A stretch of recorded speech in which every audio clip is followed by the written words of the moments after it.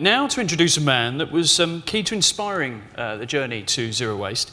Dave Bunting, MBE, is an Everest expedition leader, an ex-British Forces mountaineer no less, and in 2006 led a set of British Army climbers to be the first Brits up the West Ridge, the infamous West Ridge. So over to you, Dave. Wow, what a venue. I'm hoping to kit out my cellar like this in the future. Thank you very much for inviting me along today. It's a real privilege to be here.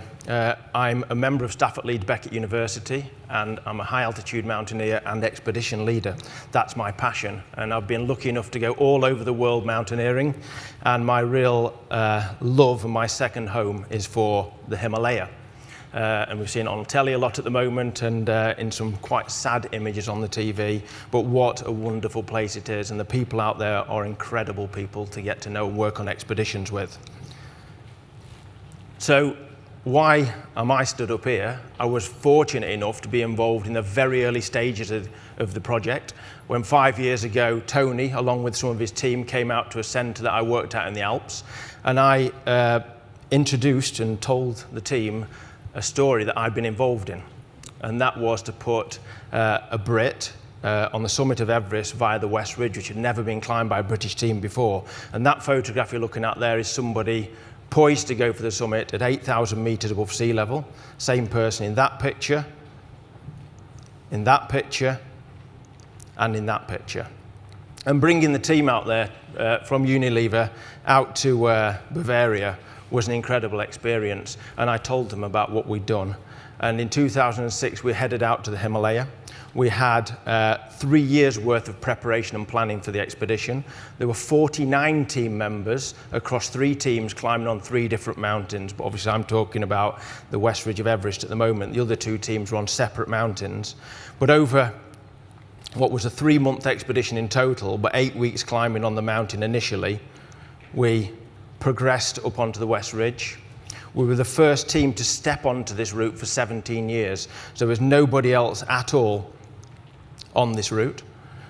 And although most of the time a very positive experience, like any other big project, there were setbacks. This is one of the team members in the first 2 weeks of the expedition falling down a crevasse, and that could have been a death in the first 2 weeks of our expedition. What always makes me chuckle about this photograph is I would have thought it more important to take the photograph than rescue him out of the crevasse.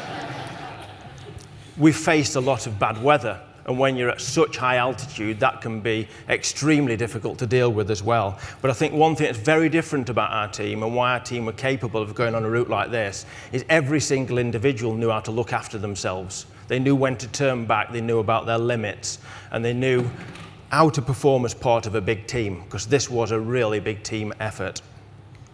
There was some sadness though, and a team that we partnered up with 2 extreme skiers that came into the valley that we were working on. One of the skiers was killed when he attempted to ski the north face of Everest and fell the distance of the face to his death.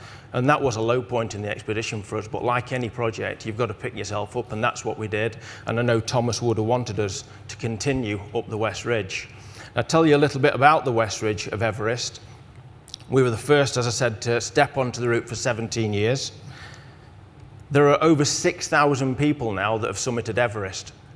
But via the West Ridge, or any variation of the West Ridge, only 19 people have summited Everest, and only 16 of those got back down again alive. By the actual route that we were climbing, only 2 people have ever climbed it, a man and a woman from Canada. And it really is a very different route, where you need to work as a team throughout. The challenges are much greater during the climbing. There were no ropes ahead of us, no Sherpas ahead of us, no sure route of where we're going. And throughout the whole of the climb, it was exploration and going into the unknown. But it was an incredible experience for us all as we got to 7,000 meters initially at our Camp 3.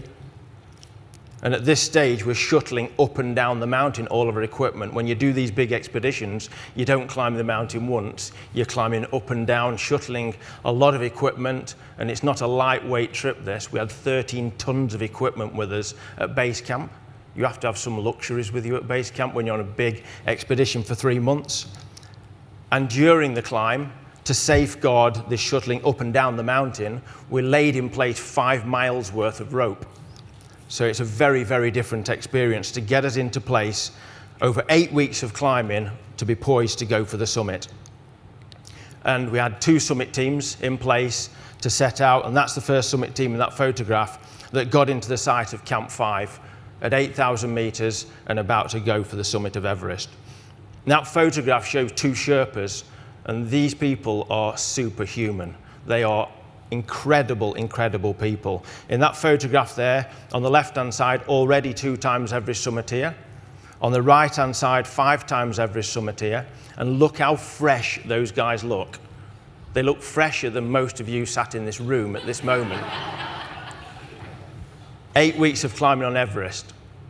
The team members from our team in the tent next door weren't looking quite so fresh at that stage of the expedition, but everybody was performing extremely well and poised to go for the summit.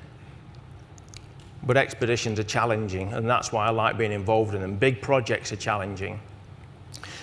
And on this expedition, when the guys set out in the early hours of the morning, at 8,200 meters, they experienced severe avalanche conditions, which I was unwilling to let them proceed in, because no mountain is worth a life.